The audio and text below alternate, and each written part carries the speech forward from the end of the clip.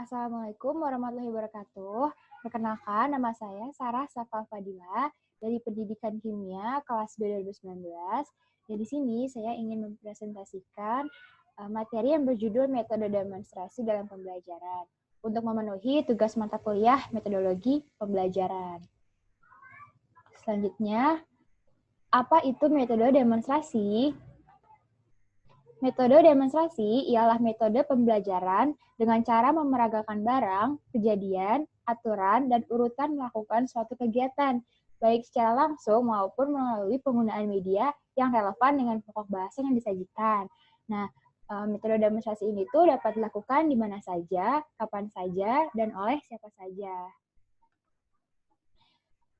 Contohnya, metode demonstrasi ini biasanya itu diaplikasikan dengan menggunakan alat bantu pembelajaran, seperti benda miniatur, gambar, perangkat alat laboratorium, dan lain-lain.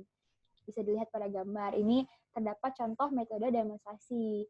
Seorang pengajar sedang memeragakan materi yang diajarkan menggunakan media, seperti alat laboratorium, dan juga alat-alat yang lain-lain.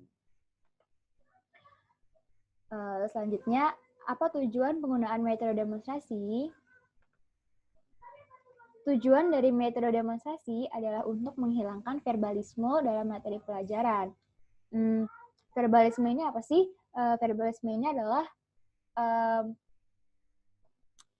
hal yang terjadi apabila pengajar itu terlalu banyak menggunakan kata-kata gitu dalam menjelaskan materi.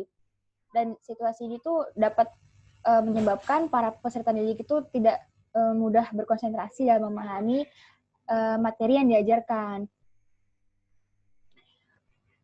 Sehingga digunakanlah metode demonstrasi ini agar para peserta didik itu semakin mengerti dalam memahami dan mampu mengaplikasikannya dalam kehidupan sehari-hari terhadap materi yang telah didapatkan. Dan selanjutnya, ditinjau dari tujuan penggunaan metode demonstrasi ini, dapat dikatakan bahwa metode demonstrasi bukan merupakan metode yang dapat diimplementasikan dalam proses belajar mengajar secara independen gitu. Karena metode demonstrasi ini itu merupakan alat bantu untuk memperjelas apa saja yang diuraikan, baik secara verbal maupun secara tekstual. Dan metode demonstrasi ini tuh memperbaiki metode ceramah gitu, di mana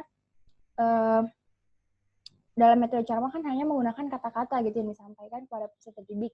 Sedangkan dalam metode demonstrasi itu melalui pengamatan dan contoh yang konkret gitu dengan menghadirkan objek yang sebenarnya. Selanjutnya, apa saja karakteristik dari metode demonstrasi? Nah, menurut Winatapura ada beberapa karakteristik metode demonstrasi, diantaranya sebagai berikut. Yang pertama itu ada mempertunjukkan objek sebelumnya atau materi sebelumnya. Nah, poin pertama itu bertujuan agar para peserta didik itu mampu mengaitkan materi yang sebelumnya dengan materi yang sedang diajarkan saat itu, sehingga para peserta didik itu dengan mudah gitu mengerti apa yang sedang dipelajari gitu. Dan kedua, adanya proses peniruan. Jadi di sini peran pengajar itu sangat penting ya dalam keefektifan pembelajaran, karena para pengajar itu yang memeragakan langsung gitu, memeragakan langsung contoh-contoh gitu menggunakan alat-alat atau media yang sesuai dengan materi pembelajaran yang diajarkan. Selanjutnya ada alat bantu atau alat peraga untuk digunakan dalam pelaksanaan metode demonstrasi. Dan yang terakhir itu memerlukan tempat yang strategis yang memungkinkan seluruh siswa aktif gitu. Misalkan bila di dalam kelas terlalu sempit gitu, karena kan menggunakan alat ya, jadi bisa dilakukan di luar kelas gitu, atau bisa dilakukan di laboratorium gitu dan lain sebagainya. Selanjutnya, apa saja kelebihan menggunakan metode demonstrasi? Nah, kelebihannya ini ada banyak nih, yaitu pertama itu membuat pengajaran menjadi lebih jelas dan lebih konkret. Kedua, memusatkan perhatian siswa. Ketiga, lebih mengarahkan proses belajar peserta didik pada materi yang sedang dipelajari. Keempat, lebih melekatkan pengalaman dan kesan sebagai hasil pembelajaran dalam diri peserta didik. Yang kelima, membuat siswa atau peserta didik lebih mudah memahami apa yang dipelajari. Yang keenam, membuat proses pembelajaran lebih menarik. Yang ketujuh, merangsang peserta didik untuk aktif mengamati. Dan dan menyesuaikan antara teori dengan kenyataan. Lalu yang ke-8, membantu peserta didik memahami dengan jelas jalannya suatu proses atau kerja suatu benda. Yang ke-9, memudahkan berbagai jenis penjelasan. Dan yang terakhir, memperbaiki kesalahan-kesalahan yang terjadi dari hasil ceramah gitu. Selanjutnya, metode demonstrasi ini itu juga memiliki kekurangan, di antara lain pertama ini memerlukan keterampilan khusus gitu, memerlukan keterampilan khusus pengajar gitu, di mana para pengajar itu harus berkompeten, harus memahami materi yang diajarkan kepada peserta didiknya gitu. Apabila pengajar itu kurang berkompeten gitu kan, dan maka hasil belajar yang didapat oleh peserta didik itu kurang maksimal, tujuan pembelajarannya akhirnya tidak tercapai sih, seperti itu. Selanjutnya yang kedua, tidak tersedia fasilitas mendukung. Fasilitas mendukung ini contohnya adalah laboratorium gitu.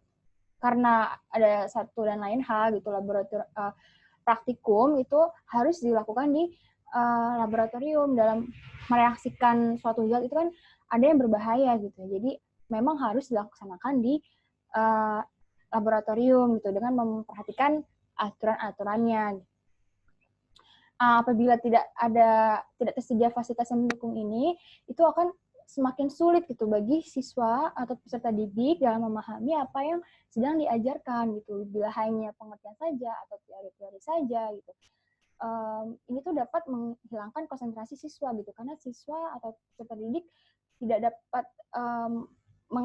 mengaplikasikannya gitu dalam kehidupan sehari-hari. Nah, selanjutnya itu memerlukan persiapan yang matang. Ya, karena para pengajar itu dalam mendemonstrasikan suatu hal itu harus dapat mengaitkan gitu, apakah teori yang ada dengan pengaplikasian kepada kehidupan sehari-harinya itu sesuai atau tidak gitu, efektif atau tidak, itu seperti itu. Lalu yang keempat, kesulitan siswa melihat benda dengan jelas. Ini terjadi apabila dilakukan di ruangan kelas yang cukup besar dengan murid yang cukup banyak gitu. Jadi bisa jadi konsentrasi siswa ini terdistract atau terganggu, dan bisa juga karena alat yang digunakan terlalu kecil gitu, peserta didik tuh semakin sulit itu untuk paham. Dan yang kelima, tidak semua dapat didemonstrasikan di dalam kelas. Itu bisa seperti tadi ya, praktikum gitu. Praktikum harus dilaksanakan di laboratorium gitu. Tidak semuanya dalam ruangan kelas. Dan terakhir, sukar dimengerti apabila guru kurang menguasai materi.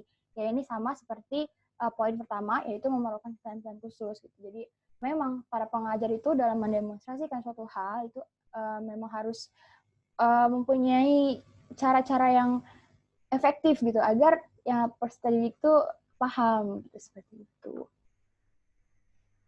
Nah, lalu selanjutnya, apa saja langkah-langkah mengimplementasikan metode demonstrasi agar berjalan efektif? Nah, ada 6 langkah. Yang pertama itu, lakukan perencanaan yang matang sebelum pembelajaran dimulai. Jadi, pada saat pengajar ingin melakukan metode demonstrasi ini itu, para pengajar itu harus memahami karakteristik dari peserta didiknya gitu. Apakah peserta didiknya mampu gitu memahami apa yang didemonstrasikan gitu, dan apakah peserta didik itu mengerti alat-alat yang sedang didemonstrasikan sesuai atau tidak gitu, dan lain sebagainya. Harus direncanakan.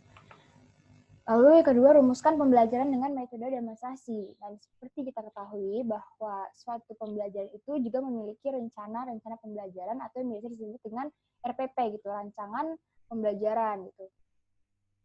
Nah, di mana RPP ini kan memuat kompetensi dasar yang harus dicapai peserta didik gitu, agar tujuan pembelajaran itu tercapai gitu. Dan sebagaimana metode demonstrasi ini dilakukan, ini itu harus sesuai gitu dengan rumusan pembelajaran gitu, dengan tujuan yang akan dicapai gitu, sehingga berkesinambungan gitu antara materi yang harus disampaikan dengan pengaplikasian yang konkret gitu. Selanjutnya ada buatlah garis-garis besar langkah-langkah demonstrasi. Jadi ini langkah-langkah, jadi seperti contohnya harus persiapan alatnya secara matang gitu, persiapan materi-materi apa saja yang akan disampaikan, terus hubungan antara materi dengan pengaplikasiannya itu apa gitu. Harus bisa menganalisis antara materi dengan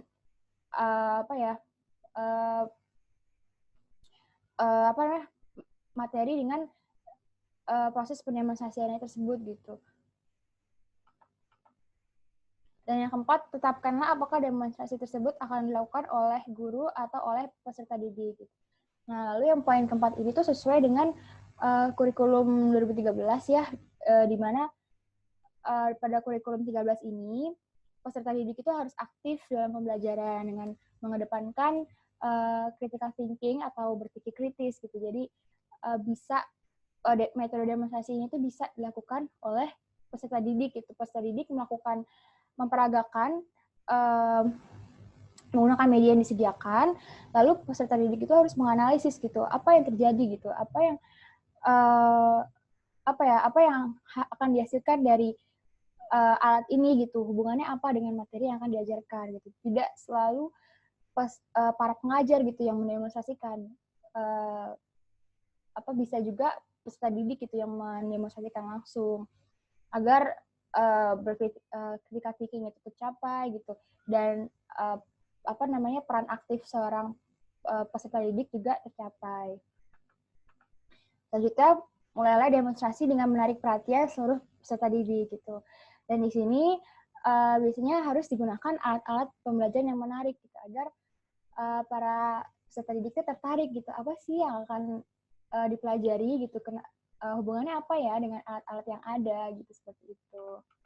Dan yang terakhir, masih yang keenam, upayakanlah agar semua peserta didik terlibat secara aktif dalam kegiatan pembelajaran. Nah, jadi di sini tuh semua peserta didik itu harus mampu ya, diupayakan harus mampu mengerti apa hubungan antara materi gitu dengan pengaplikasiannya pada kehidupan sehari-hari, dan caranya gimana agar semua peserta didik itu aktif. Caranya adalah membuat solusi gitu, atau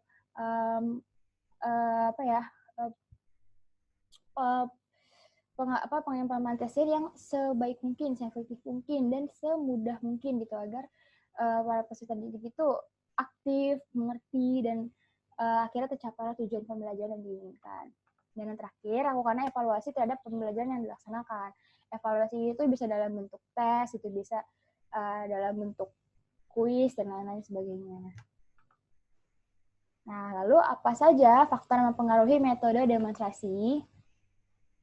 Nah, yang pertama itu ada anak didik gitu. Anak didik ini adalah manusia yang menuntut ilmu di sekolah atau lembaga lainnya. Dan para pengajar itu berkewajiban mendidik peserta didik agar tercapai tujuan pembelajaran yang sesuai dengan karakteristik anak didik tersebut. Lalu yang kedua ada tujuan. Metode yang digunakan oleh para pengajar itu harus sejalan dengan taraf kemampuan peserta didik yang sesuai dengan tujuan yang telah ditetapkan. Lalu yang ketiga ada situasi gitu. Seperti yang kita ketahui ya, bahwa situasi belajar itu tidak tidak selamanya sama gitu dari hari ke hari gitu. Kadang peserta didik sedang mood dalam belajar, itu bisa juga tidak mood gitu, berbeda-beda. Nah, di sini peran para pengajar itu sangat penting gitu, dalam situasi yang diciptakan itu harus sesuai gitu dengan materi yang diajarkan, dan sesuai dengan situasi yang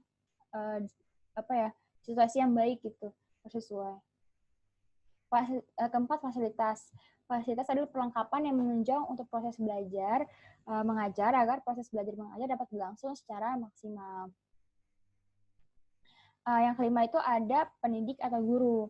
Nah, pendidik ini harus mempunyai potensi yang baik dalam mengajar, agar murid itu mengerti apa yang diajarkan. Nah, sekarang kita sampai pada kesimpulan.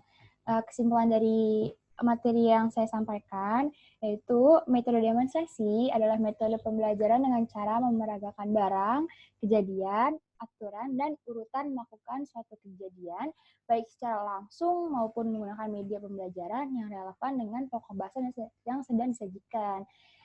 Metode pembelajaran ini cukup efektif ya, karena untuk menghilangkan verbalisme atau terlalu banyak kata-kata, sehingga sulit untuk dipahami dalam materi pembelajaran. Terima kasih. Mohon maaf apabila ada kesalahan kata. Wassalamualaikum warahmatullahi wabarakatuh.